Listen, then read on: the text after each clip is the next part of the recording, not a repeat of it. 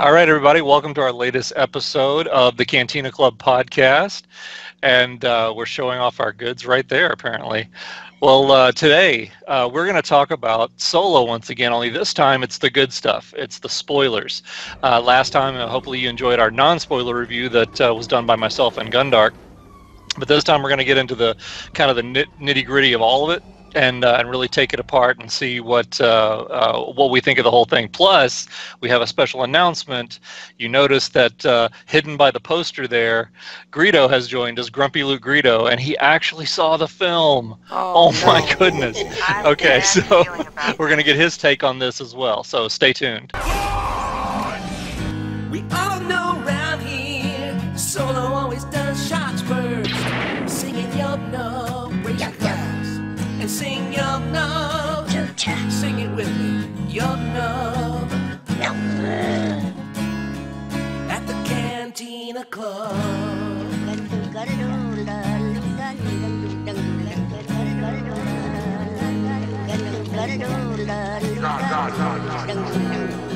Transmission commencing. So, Greedo, hey, what were your first impressions? Hey, what were your first impressions? My first impressions, I've seen this once, and we went the other day with Gundark and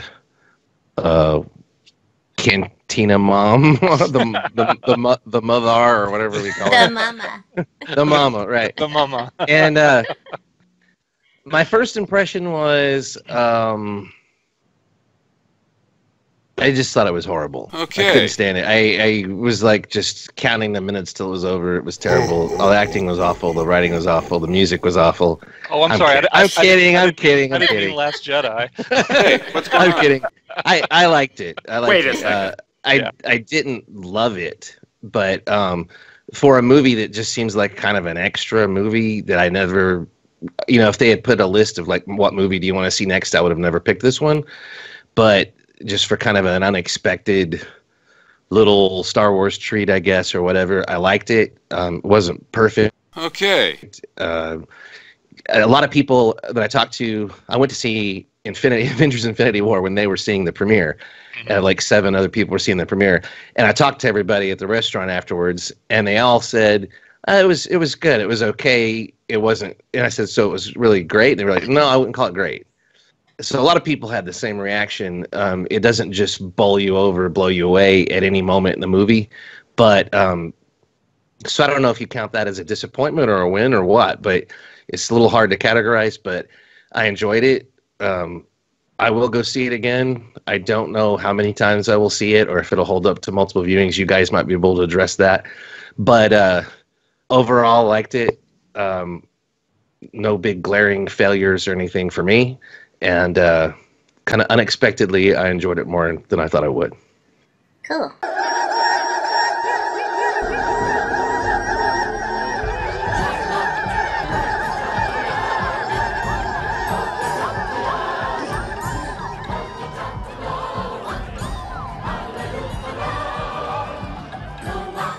That's not how the Force works. Wait a second. Laugh it up, fuzzball. Okay, Carillion, you've seen it a couple of times now. Does your initial impression still hold up? For the most part, yeah. I would say that, obviously I enjoyed it again. I saw it again 2 or 3 nights ago. I like this. And I still really enjoyed it. I don't know. It's weird. It's like if the first time I saw it, it was a 9. This time I saw it, it was like an 8.75, if that makes any sense. You know what I mean? I mean, it's not that it went down in my estimation. It's just that I guess some of the initial surprise value that I really enjoyed obviously is not going to be there in the second viewing. So that's the only thing. But I did notice a few more things that I noticed, as you naturally do on a second viewing.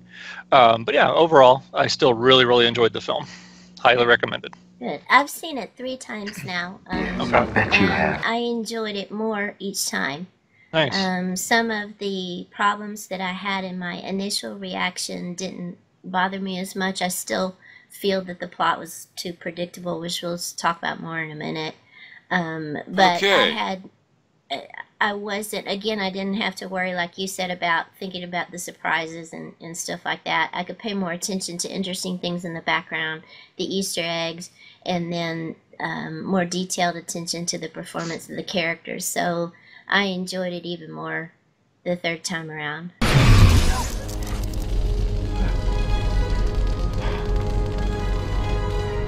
Thank you. If you haven't seen it, we're going to talk about spoilers from here on out. So Spoilers. you have your warning. Yeah, now's the wanted time to wanted to show turn it this. off. Want to show this again real quick. Gundart got these at the fan. Oh, what was it? Malco fan showing. Yeah. And I just threw one of them in a frame. But there's a Fandango poster. There's a what was the other one? Maybe AMC. No, it was IMAX.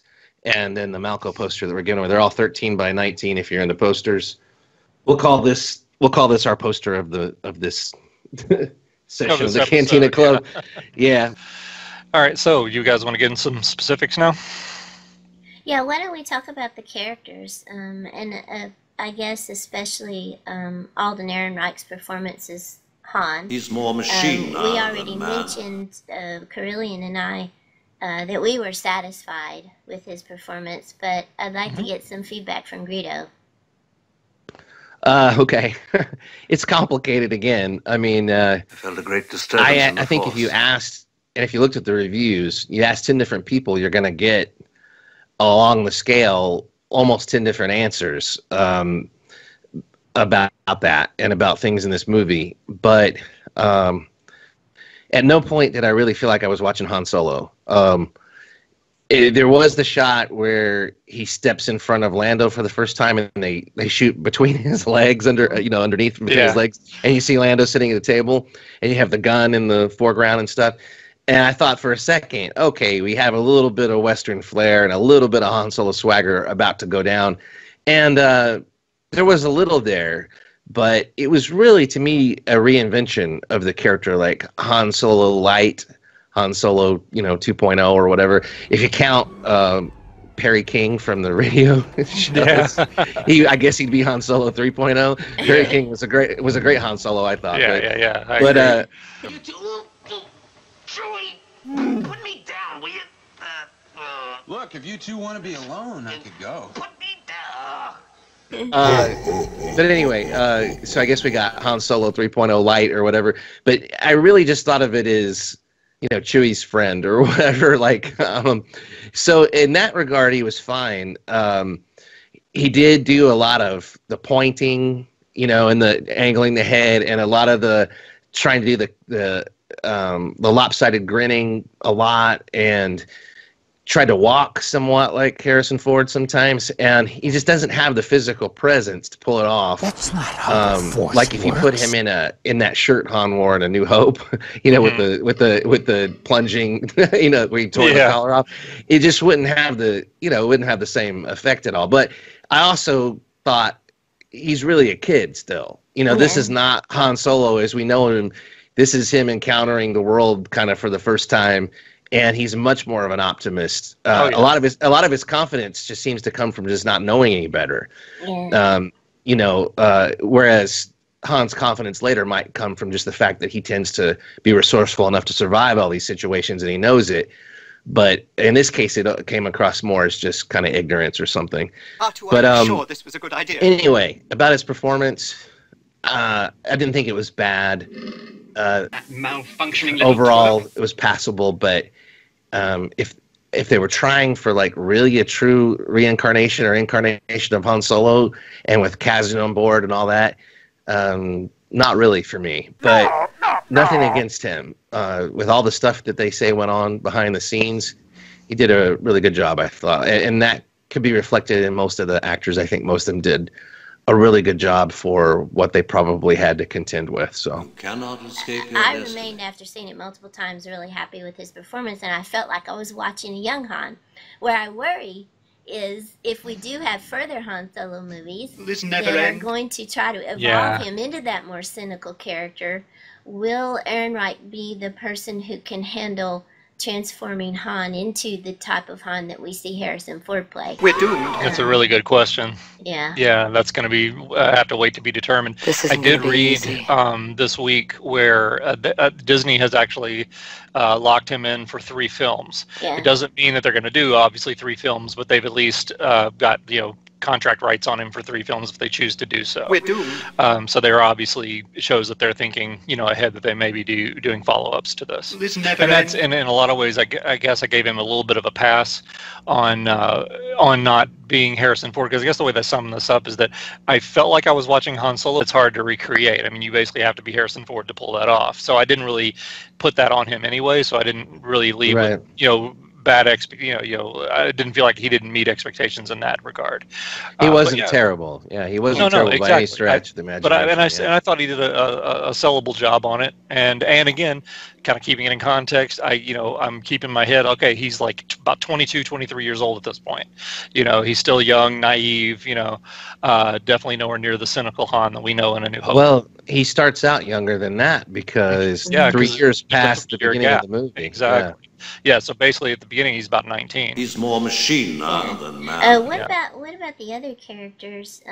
We had mentioned some of the new characters in the spoiler-free review, but we didn't get a chance to talk about them in detail because we didn't want to give anything away.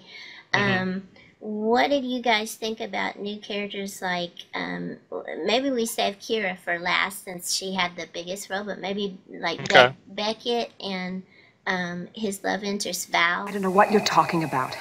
Okay. I have a bad feeling about this. Yeah, I liked all the side characters with the exception of one major exception that I thought was one of the most annoying characters in any Star Wars film. But use of feeble skills and much power of disappointment.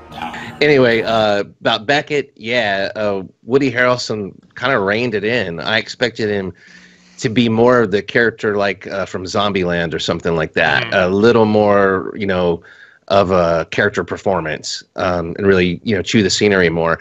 He really made his character very restrained. And in a way, the whole tone of the movie was like that.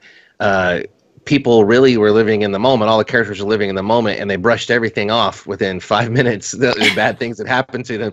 And his character embodied that, and Lando embodied that. And it seemed like every character except maybe Chewbacca and Kira, she had a long view, but every other character had a short view, which is reflected in Beckett, who says, I'm going to get this last and retire all the time, and all he ever does is get it further in debt and get it in worse situations. And he was about to go tangle with Jabba the Hutt at the end of the movie, which he would have ended up in the same position. He would have been frozen in carbonite just like Han by the end of it, or going in the Starlight Pit. So but his character was obviously a reflection of where Han Solo's going and of what happens to you when you're in that life, and you draw associations to you, but you don't ever keep them because it's too dangerous, and also because everyone is looking out for themselves. He says, don't trust anyone, they'll betray you. So even though he was evidently in love with, who is it, Val? I don't know what the exact relationship was there, but obviously they were together. But he claims he didn't actually trust her. Even though she was willing to sacrifice her life. Spoiler.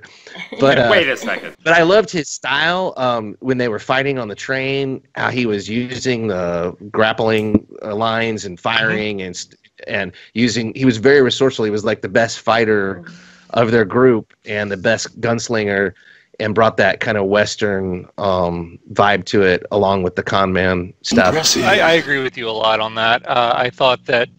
With Woody Harrelson, I thought he did a really good job. Because I was worried going in. I got to be honest with you. I always tend to get worried when you have those known actors and actresses in Star Wars. Just going to play Woody Harrelson. Star Wars has always kind of been built on the unknowns, and I always get worried. And not that I have anything against Woody Harrelson. I think he's a great actor, but sometimes I just haven't been real impressed with some of his roles, and he tends to be, like you said, he tends to chew up a scene a lot, and kind of Woody Harrelson. In every role, he's Woody Harrelson. Exactly. Yeah, so it's hard to look past that and see a character. You just see Woody Harrelson. That is so, correct. But that being said, I thought he did a great job. Like you said, I think you said it best, Greedo, when you said he kind of reeled it in a bit.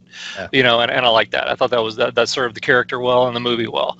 Val was great. Impressive. Well, how do you pronounce her name? Tandy Newton? Tandy Newton. And yeah, she was my big disappointment in the fact that she wasn't utilized more. She was killed off too soon, I thought. That is correct. And it would have been different if the movie had a faster pace, but it slowed down right after she died. So there was no excuse. Yeah. We could have used that character, but they really, it was almost like paint by numbers in that a lot of characters got killed off in this movie, and they were killed off in order of almost star power. It's like the four-armed alien goes first, then Val goes next, and it's just they knock them down like dominoes and give them screen time almost in order of the way their contracts are signed or something. It was a little too pat, Yeah. And, yeah, it really is. And also, she was shown to be such a badass that I had a hard time believing she wouldn't try some stunt to get out of that suicide mission that she did. Exactly. You know what I mean? Like, why didn't they think a little bit? Why didn't she bring something like a repulsor to get her out of a high spot or another grappling? They had time to plan this thing. So especially considering she was convinced that that was what was going to happen. It's going to go south, right? She already warned them beforehand. There was specifically going to be Enfys Nest that's going to show up and ruin this. She was jumping all over the place like Spider-Man. She's obviously a badass, and she just gives up at that point. That was a little weird to me. Like, oh, the script says I have to check out here, and I got to get my nails done. So bye. See, that's where I thought the problem that we mentioned about predictability comes into play, because, like you said, the script required it that Beckett has to be a solo person that's going to be the mentor that will represent what Han could become, and so we have to get rid of his love interest quickly. And so I think it also showed too that the worst people survive. It's all true. The four-armed alien was obviously a good-natured guy who probably would go out of his way for people. Val tried to be cynical, but as soon as Han started talking about the woman he was in love with, you could see on her face that she softened and she was romantic. She believed in it, and she showed affection towards Beckett. Beckett was the worst guy in that group, and he lived the longest, except for the new guys.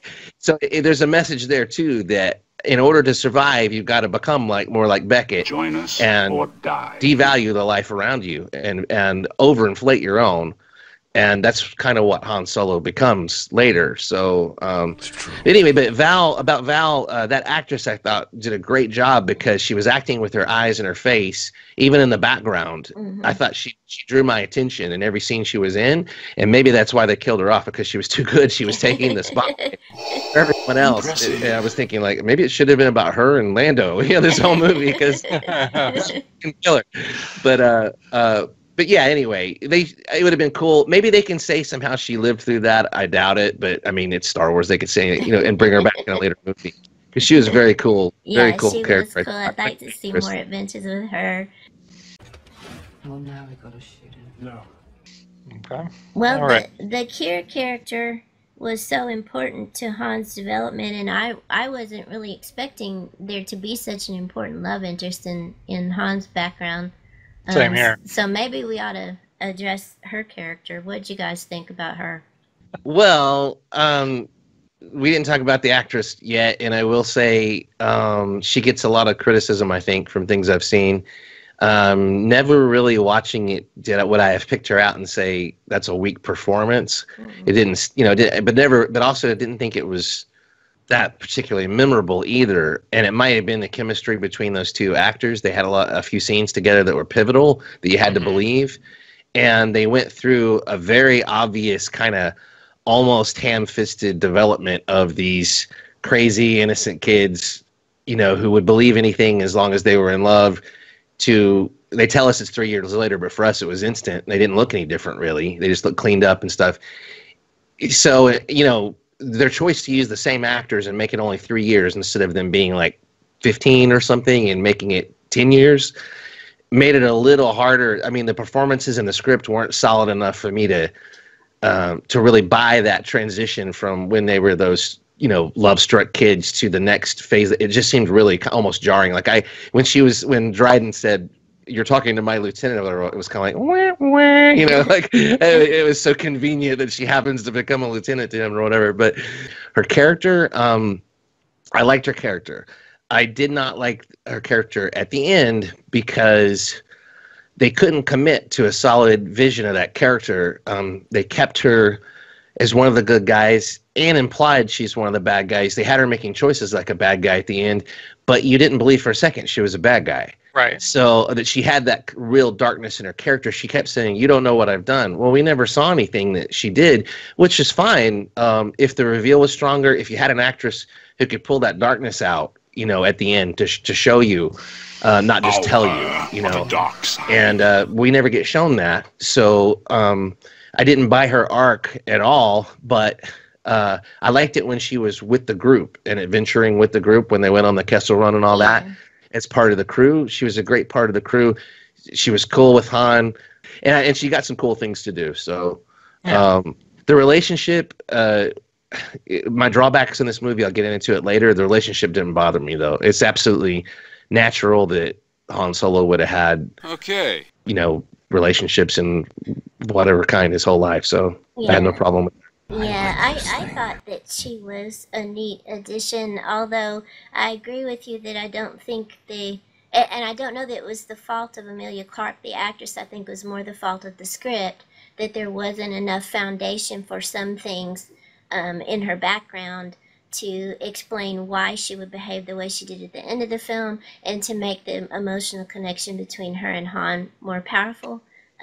One of our viewers on our Facebook page remarked that he wished that there had been an additional scene between Han and Qi'ra from their childhood that would have solidified how they relied on each other more. That's sort of what I just mentioned. That they kind of went, they kind of forced a lot of development on characters that felt exactly the same. Yeah. So it was hard to see that progression. It just felt too fast, you know, like very convenient or whatever. But yes, my master. So what I felt was most interesting about her, though, aside from those weaknesses, what really struck me is just, I remember the feeling sitting in the theater for the first time in that scene when Han meets her again on the yacht. And he's shocked to see her there, and she's in the beautiful evening gown. She's in the work and says, "I work here." And he says, well, how did you get out? Because I got out of our enslavement, basically, to the gang on Corellia. How did you get out? And she said, I didn't get out. And my jaw just dropped. I thought, they're implying a woman had to prostitute herself, basically, to survive. And it made me go back to that moment in the script where they were trying to escape from Corellia, and she turns to Han and said, we got to think about where are we going to go, what are we going to do, we have no protection out there, we could be snapped up by traffickers and sold to Crimson Dawn. And it sounds like that's exactly what happened to her, because you find that she's now been branded, she's literally wearing the brand of Crimson Dawn, and she's the lieutenant of the dude who has his hands all over her, obviously, his sexual partner too. And I was struck by that as maybe providing some foundation for some of her behavior, but still I would have liked to know more about exactly what she had to do, you know, to make her transform to where when she had an opportunity to run with Han at the end of the film, she chose instead to assume leadership of that facet of Crimson Dawn.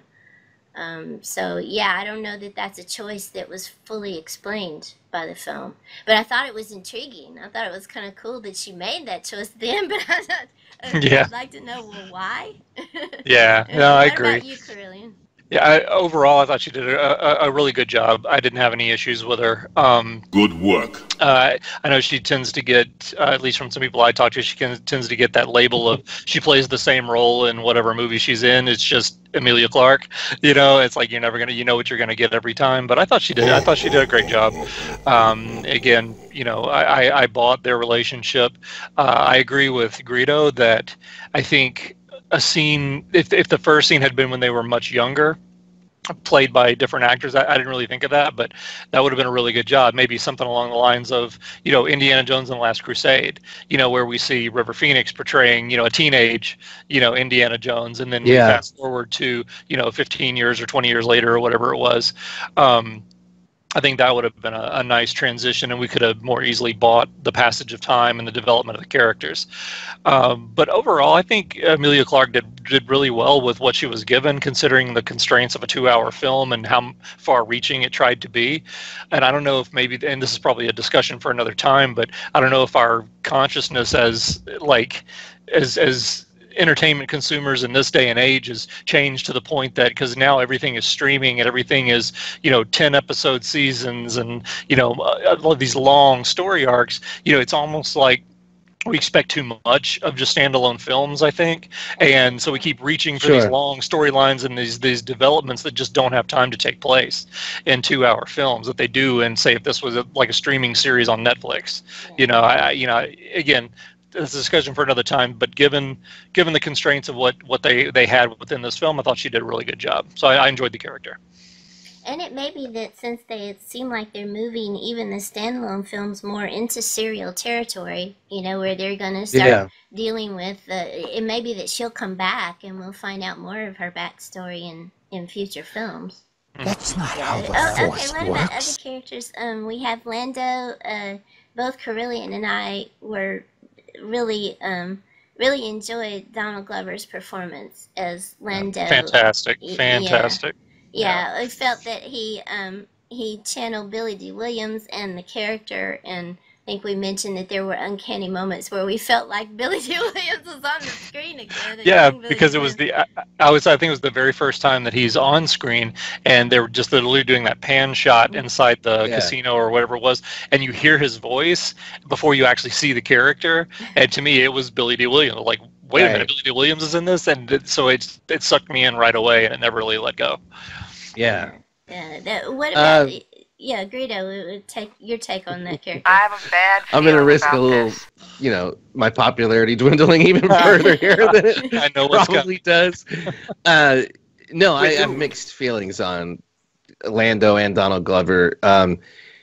You could say for Star Wars fans, his is the second most important performance of this movie, and everybody started really looking forward to it and putting more importance on it than maybe the production did.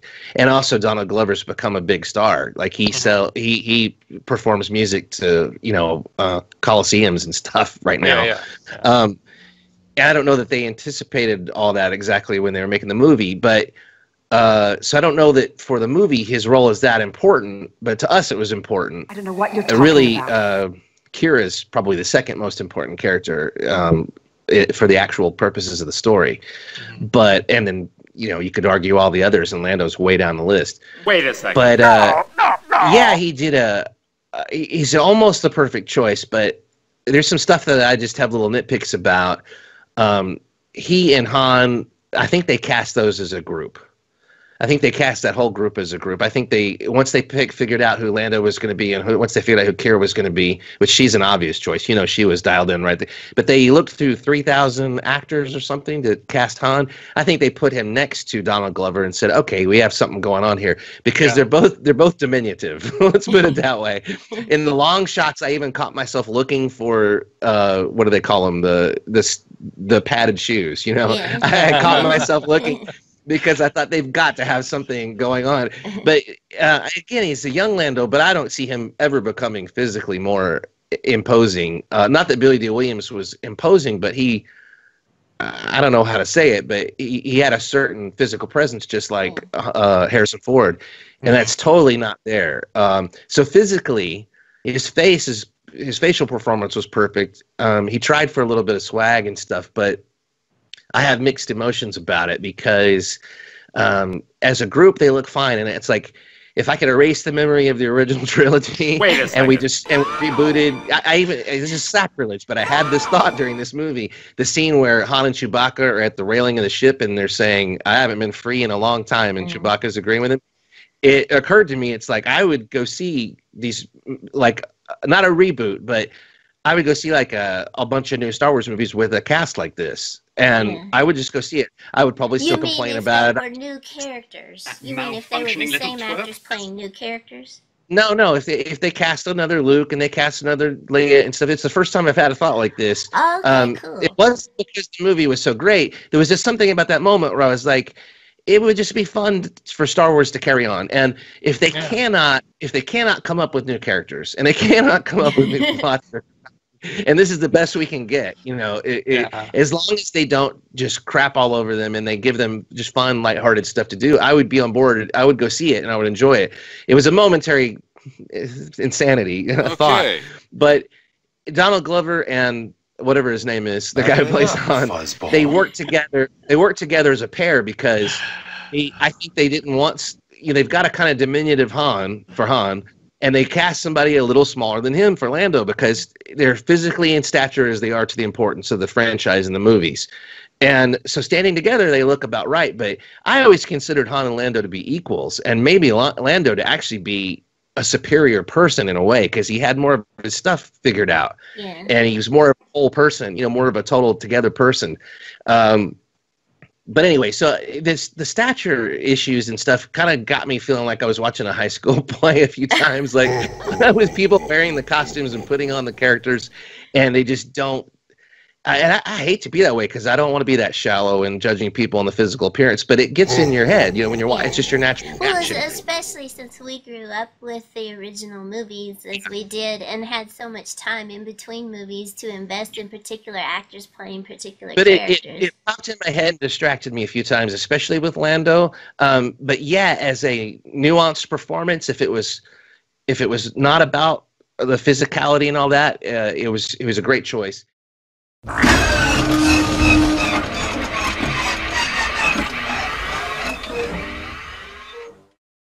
L3. Okay, I just want to talk about that character a little bit.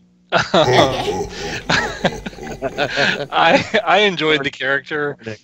Okay, maybe I just don't get it. I don't get what all the crazy love for this character is. I don't know. A lot of people I've talked to just really love for the character. There really is. I mean, the people I've talked to, there's like, the droid was so hilarious and so great, and just so amazing. I just love one of my favorites. What's going on? I'm not seeing it. I mean, it wasn't bad, but I'm not seeing like this OMG, what a great character. Like for instance, like K2SO in Rogue One, love that character. That was amazing what they did. But the people that I'm talking to now about this film seem to think that L3 is on the same level. It's like, oh, what an amazing character. I just stole the show for me. I'm like, okay.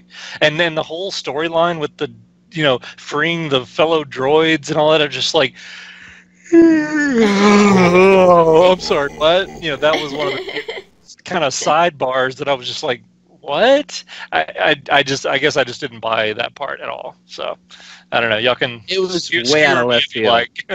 It was way out of left field and didn't seem to belong in the time and place that this movie is supposedly set in.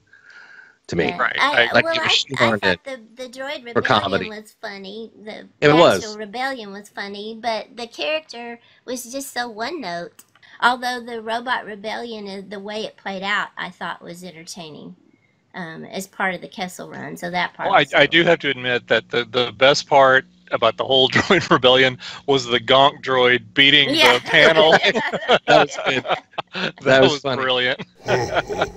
And our mom was laughing through all that. So, when she gets a kick out of something, I get a kick out of it. So it could have been handled much worse. But I will say there's been a trend since The Last Jedi for me, like this bell ringing in the back of my mind when I see some of these movies, or just different references pop into my head, and moments like that, it's always Temple of Doom. Oh, Temple of Doom, it rings a bell in the back of my head. Temple of Doom moment, Temple of Doom moment. Yeah. If you don't know what I'm talking about, go watch Temple of Doom, okay? It's like nonstop moments like that. It's like the droid rebellion for 2 hours or whatever. And the kid, and even in Temple of Doom, the kids and stuff all turn against the slave masters at the end and cause the whole distraction that allows them to escape in the exact same fashion. So those old 80s throwbacks to the real obvious cartoony stuff that used to be kind of acceptable back then, but even then we knew something wasn't right about it. It wasn't as cool as Raiders. I was like, what is this? And disturbance. Yeah, that was an obvious moment to me that it just rang in my head. Like, yeah, we're getting a little into Temple of Doom territory, and none of the characters felt like at that point they were in any jeopardy. On Kessel, the gunfight at the end was just to throw a set action piece in there. It was fun. And I was glad to see everybody, slinging blaster bolts around like they should have been the whole movie and stuff. But you knew none of those main characters were going to get serious. No, well, obviously not. But I mean, to their credit, at least they did show, Lando did get hit. Because they end up having to carry him back on. I loved how dramatic he was when Chewie picked him up. Even when he's in, he's just winged or whatever, he's acting like he's dying. I thought that was great. So yeah, was parts of Lando that I really did like, and I think if they let him hit the ground running and I don't know, give some more situations where would draw me in, I would support his character a lot more. But maybe it's just the newness of it. It's a little jarring seeing these little guys playing these larger than life characters and trying to get that through my head just didn't always. What would have really made your point there, Greedo, is when Lando took that shot, instead of Chewie carrying him on board, if Kira had carried him on board. They couldn't have that. That would have been hilarious. Impressive. She could have. If you only knew the power smaller than her. That is correct. And she's small. Well, talking about a big character, what about Chewbacca? We haven't addressed his relationship with Han yet. What did you make of their we all just say, I mean, we all almost agreed on Lando. I think we're all going to agree on Chewbacca, right? Yeah, Chewbacca he was awesome. Amazing. He was incredible. So what did everybody think about the initial meeting of Han and Chewie? Personally, I loved it. I thought it was fantastic. I thought it was a great way to introduce the character. Good work. Yeah, aces. I loved it. Yeah, absolutely. Yeah, me too. I thought that was the moment when it really felt like a Han and Chewie film. Is when, and it was so much fun. And finally getting to see a Wookiee show real Wookiee rage. I mean, it was terrifying. We've always heard about it. Now we've finally seen the pulling the arms out of the sockets. The two things that Chewie did the most in the movie was beat ass on people and carry stuff. He ended up carrying everything. I felt bad for him. He's like constantly. He had to carry the luggage at the end, or not the luggage, but the basket. The connection between them was wonderful. And then when he first sat down in the co-pilot seat in the cockpit of the Millennium Falcon, and our mom turned to us and said, "Oh, this is right now. This feels right." So it's like, and it made me feel like it was a fun moment. Yeah. Yeah, it made me feel like I would like to see more movies with the actors that they have now playing these characters. I'd like more adventures with Han and Chewie. I agree. I'd love to see that. And I think probably kind of what we just mentioned, my favorite, if I had to pick a favorite moment of the film, it was the moment when Chewbacca sat down in the co-pilot seat and they kind of exchanged a glance, back and forth. And you could kind of, the both times I've seen it, you can see a kind of a collective, uplift inside the mood of the theater. People clapping, and it was a pretty good moment, I thought. Like, this is the movie we finally. Yeah, the movie we this is what we came to see. We all know around here, the Solo always does shots first. Singing Yub Nub. Yub Yub. You're singing Yub Nub. Cho-cha. Yub Nub. Yub. At the Cantina Club.